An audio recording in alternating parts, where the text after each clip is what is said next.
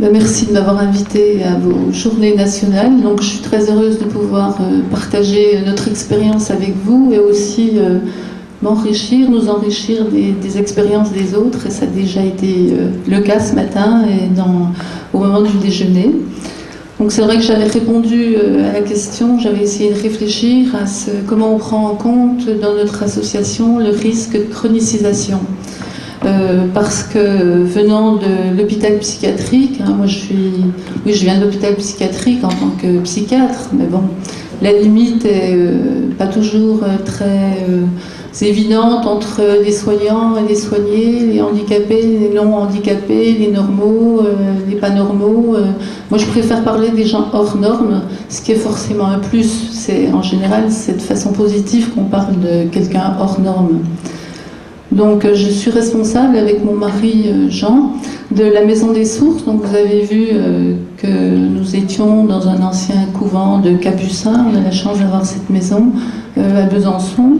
Et là, nous avons un projet le but est la réhabilitation psychosociale des personnes. Et ça se fait en mettant en place une vie de style communautaire, donc où nous vivons avec les gens. Donc il y a 13 personnes et nous avons le statut de maison relais, un statut que bien des gens ici connaissent, qui permet une grande liberté et qui nous permet de vivre avec les gens. Et c'est un lieu de vie, donc le statut de maison relais nous permet d'avoir un fonctionnement et un financement, parce que les lieux de vie n'ont pas de financement intéressant pour le moment. Donc à côté de cela, nous avons un accueil de jour qui depuis a le statut de GEM. Je ne sais pas si vous connaissez ce statut qui est nouveau, qui date de septembre 2005 et qui permet beaucoup à des malades psychiques, donc des malades mentaux, on les appelle malades psychiques maintenant, d'avoir des activités. Et c'est aussi un statut qui nous donne un financement, donc qui est intéressant. Et il y a à peu près une centaine de personnes qui viennent ici. Donc la plupart des personnes que nous accueillons ont des problèmes psychiques, des problèmes relationnels. Et il y en a à peu près 75 à 80% qui sont des malades psychiques. Et les autres peuvent venir de la rue. On a vu René, qui lui a été 15 ans dans la rue, qui avait des problèmes d'alcoolisme et qui vient d'un CHRS. On a eu d'autres aussi qui venaient de CHRS. On peut avoir aussi des gens qui ont des problèmes psychiques suite à un traumatisme crânien. Pour eux, il y a très peu de structures aussi. On a aussi des personnes qui peuvent être handicapées mentales, mais aussi avec des problèmes psychiques, des manques d'autonomie. Donc c'est une structure où on a parlé de mixité ce matin, et effectivement il y a une mixité, et ça c'est très important de ne pas cantonner les gens dans une étiquette, parce que ça déjà c'est un mécanisme de chronicisation. Je crois que chaque fois qu'il y a des barrières, des ruptures entre des mondes différents, ça c'est la chronicisation. Et on le voit bien, on le reverra qu'au niveau de ces ruptures entre le sanitaire, le social, le médico-social, c'est ça qui entraîne la chronicisation et puis l'impuissance à évoluer dans les milieux. Je crois que ça, il faut le dire dès le début, et essayer vraiment d'être dans une transversalité. Et c'est ça qui va donner une cohérence à notre action et puis permettre une évolution, une ouverture qu'on ne peut pas avoir sinon. Parce que ce risque de chronicisation, il est énorme dans notre public. Alors je dis notre public, c'est vrai que c'est surtout des gens qui viennent du monde psychiatrique, mais je pense que dans le monde social, on pourrait trouver les mêmes mécanismes, parce que c'est les mécanismes des institutions qui automatiquement vont chroniciser. Donc la maladie mentale, la psychose en particulier, la plus grave des maladies mentales, elle est d'évolution chronique. Donc elle va elle va agir sur les structures de l'hôpital pour que rien ne bouge autour. Le principe de la psychose, c'est que rien ne bouge, que tout soit toujours pareil. Le temps, effectivement, n'existe pas. Et on a l'impression, en voyant les hôpitaux psychiatriques, que ça a été créé par des malades, par des gens psychotiques. Tellement les infirmiers, c'est pareil, il faut que rien ne bouge, surtout ne pas amener d'innovation, parce que ça va bousculer tout le monde dans quelque chose de mortifère, il faut dire le mot. C'est pour ça que le courant en 70 de supprimer les hôpitaux psychiatriques, ce qui a été fait remarquablement en Italie, puis qu'a amené l'évolution avec les coopératives et qui est bien plus en avance que nous. Bon, si tout n'a pas été réussi, parce que c'est le privé qui a récupéré beaucoup de malades, donc c'est vrai que c'est ça on a voulu enlever les murs de l'asile pour rendre la folie à la société et pour que les malades puissent revivre à l'extérieur. Mais malheureusement, on n'a pas donné les moyens à cette politique d'aboutir et on n'a pas créé suffisamment de places efficaces, enfin adaptées aux gens à l'extérieur. Donc dans le social, vous vous rendez bien compte que vous allez accueillir beaucoup de malades, comme on les appelle, qui n'ont plus leur place à l'hôpital et qui n'ont leur place nulle part. C'est Emmanueli qui dit que l'accompagnement n'est vraiment pas l'art du psychiatre. On ne s'est pas donné les moyens, on ne s'est pas rendu compte que la société n'avait pas un maillage suffisant pour accueillir les malades et les accompagner tout au long de leur vie, parce que c'est de ça qu'ils ont besoin. Et donc il y a un manque de structure énorme, ce qui fait que les gens, s'ils n'ont pas un carnet d'adresse, s'ils n'ont pas de travail bien sûr, s'ils n'ont pas de relation, ils vont se retrouver dans la rue. Il y a 1500 malades mentaux dans les rues à Paris, ou alors en prison. Il y a 30%, 40% des malades qui sont en prison. Et à cela s'ajoutent tous les gens qui sont des inadaptés sociaux, qui sont déjà des victimes de l'exclusion et qui forcément vont avoir des troubles psychiques, forcément vont se retrouver dans l'angoisse, dans la honte, dans la dévalorisation, ils ont perdu leur dignité et ça aboutit à la mort sociale. Et si on va plus loin, c'est à la mort psychique et à la mort tout court si le lien social est complètement rompu et depuis un bon moment. Donc ce qu'il faut, c'est vraiment lutter contre tous ces mécanismes de chronicisation et prendre exactement le contre-pied de ça. C'est-à-dire, au lieu d'avoir des lieux qui ne sont pas stimulants, où il n'y a aucune relation, parce qu'entre soignants et soignés, on va bien garder le fossé pour ne pas tomber de l'autre côté, pour ne pas avoir le risque d'être contaminé par les patients. Et dans le social, c'est pareil. Je pense que l'éducateur, enfin tous les gens qui sont les professionnels font aussi attention de ne pas aller trop loin. On garde une distance. Et du coup, les usagers, comme on dit, ou les malades, comme on dit, vont toujours rester des usagers, vont toujours rester des malades. Et nous, un de nos principes, c'est justement de combler ce fossé, c'est-à-dire de s'approcher de plus en plus des gens jusqu'à vivre avec. Parce que c'est vraiment en vivant avec, moi c'est mon idée, c'est ce que nous développons. Moi je dis pas que c'est la seule façon de faire puis que c'est la vérité. Mais c'est en vivant avec ces gens-là, en étant vraiment avec eux, en étant en relation très proche avec eux, voire relation plus qu'amicale, en relation vraiment fraternelle, affective, chaleureuse, conviviale, qu'on va les aider à retrouver des relations normales, enfin des relations satisfaisantes. Parce que c'est pas en laissant toujours se fausser que ça peut se faire. Et ça, c'est un de nos premiers principes pour lutter contre ce qui se passe actuellement et cette chronicisation, c'est donc le vivre avec, l'être avec, le faire avec, qui est justement le contre-pied de l'indifférence ou aussi de l'agressivité de ces relations qu'on trouve dans notre société. Donc on va accepter l'autre comme il est et on va l'aider à retrouver sa dignité, confiance en lui. Et ça, c'est le premier niveau du lien social, parce que tout le travail, il se fait autour du lien social, à ces trois niveaux, c'est ce dont parle Lazarus. Le premier niveau est le lieu du soin, le lieu de la relation de soi à soi. Et il est complètement indispensable pour accéder au deuxième et au troisième niveau. Le deuxième niveau, c'est le lien de soi à l'autre. C'est le lien communautaire, c'est le lien de proximité. Et le troisième niveau, c'est le lien de soi aux autres. C'est le lien citoyen, c'est le lien politique. C'est le lien qui est vraiment indispensable pour retrouver sa place dans la société. Et Lazarus dit qu'il y a très peu de structures qui travaillent sur les trois niveaux du lien social. Soit on est dans le lien, le premier, le lieu du soin, et ça c'est le lieu du sanitaire. Soit on est dans le deuxième, c'est le lieu du médico-social, le lien à l'autre, les activités de réadaptation.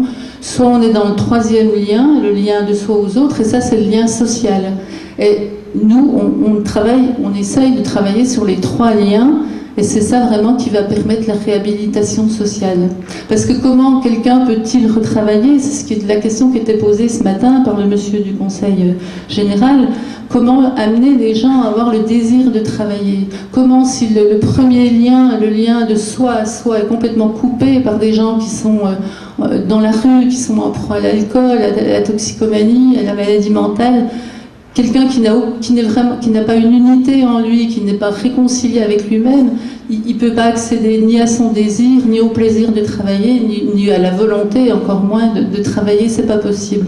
Donc si on ne travaille pas en amont sur le premier niveau, on n'aura aucun résultat.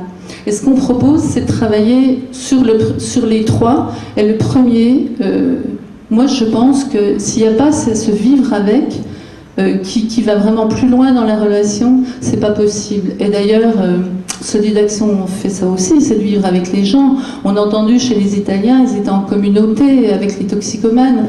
Je pense vraiment qu'il faut se donner le moyen d'aller au plus près des gens pour leur apporter le réconfort, une relation vraiment individuelle, personnelle, très très proche, une alliance fraternelle. Je parle d'alliance fraternelle qui ensuite va leur redonner une humanité et ensuite vraiment le désir de devenir acteur, de s'ouvrir aux autres et de s'ouvrir à un changement. Et on le voit, ensuite ils peuvent faire des activités, ils prennent plaisir à faire ces activités et ensuite ils ont envie de retravailler. C'est ce qu'on avait vu avec Manu.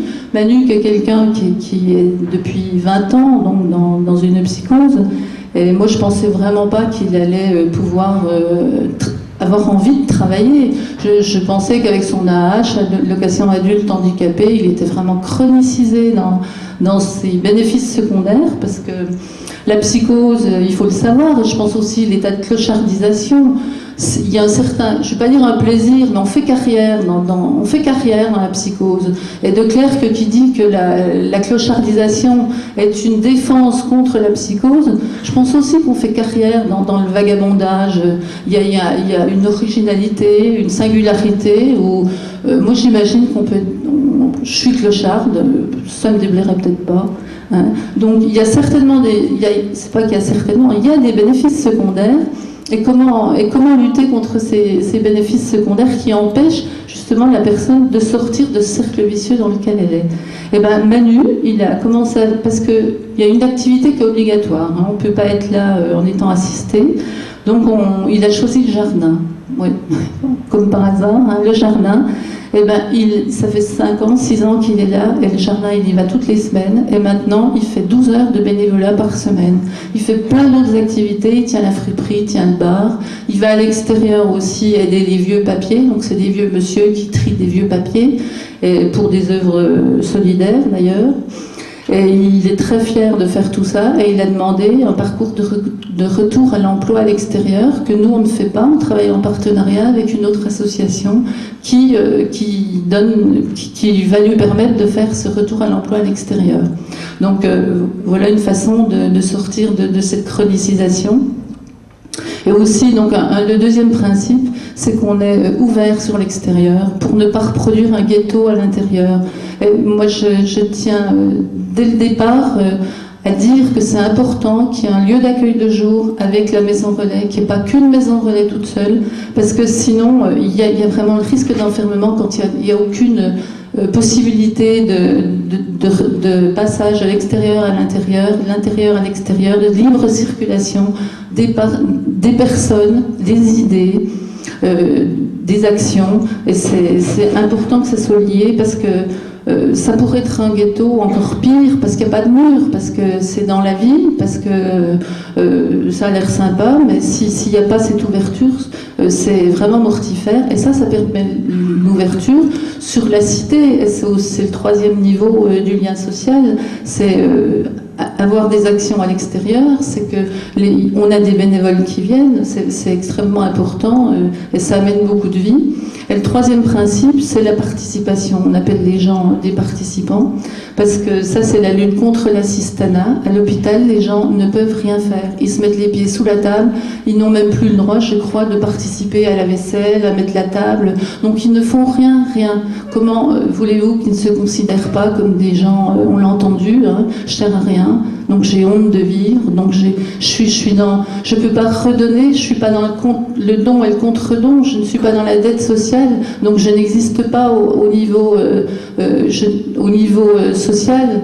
Alors que si on leur demande dès le début de participer, de faire des activités, mais aussi ils peuvent être animés en atelier, ils vont tenir le bar, ils vont tenir la friperie, ils vont aider, ils vont tout de suite se sentir utiles à l'association.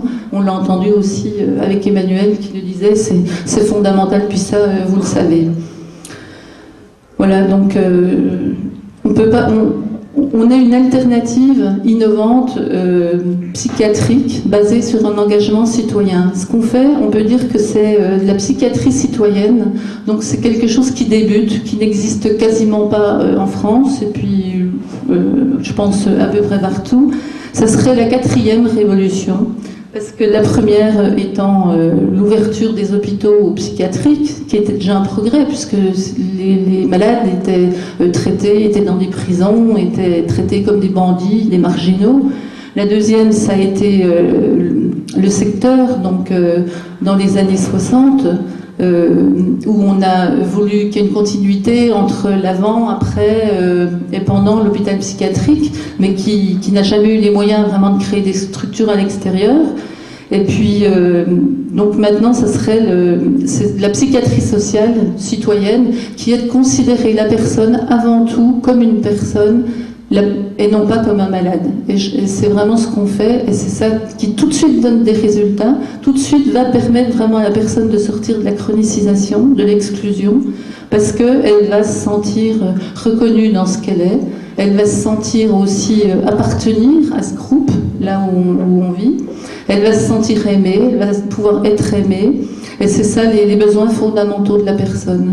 On va développer ses capacités d'auto-guérison, en s'appuyant sur ses capacités, sur ses qualités, toutes ces choses qui sont saines, elle n'est pas que malade, et en développant aussi les capacités soignantes de tout un chacun. C'est ce que Bonafé disait, il faut redonner la psychiatrie au peuple et développer le pouvoir soignant du peuple, de n'importe qui. Il n'y a pas besoin d'être psy pour aider quelqu'un, il n'y a pas besoin d'être travailleur social pour faire du social, et je crois que ça c'est fondamental aussi dans...